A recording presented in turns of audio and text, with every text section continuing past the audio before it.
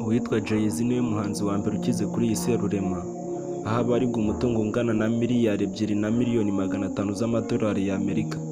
Aya ngaya mu mafaranga y'u Rwanda narenga miliyari 3,000.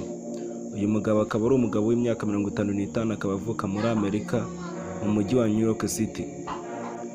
Mu mwaka wa 2008 yaje gushakana na Beyonce, baza kubyarana abana 3. Akaba yaratangiye gukora umuziki mu 1986 ubwo yavutse mu 1969.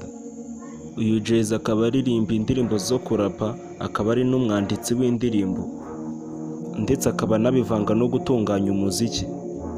Ikindi wamenya nuko amazina yiswe n'ababyeyi ari Shawan Kori Keta. Ikindi wamenya nuko uyu Jay-Z yabaye nomination inshuro 89 mu bihembo bya Grammy Award, agatwara ibihembo 25. Ikindi wamenya nuko uyu mugore we Beyonce yabaye nomination inshuro 99 mu bihembo bya Grammy Award, aza gutwaramo ibihembo 35. Uwo Jay-Z akaba ari we muhanzi wa mbere ukize kuri iyi si ya rurema. Kandi nimba ushaka tuzagaruka muri amwe mu mateka y'uyu mugabo, uze kubyandika muri comment. Wibuke gukanda subscribe kandi like ujye ubona ibyegeranyo nk'ibi.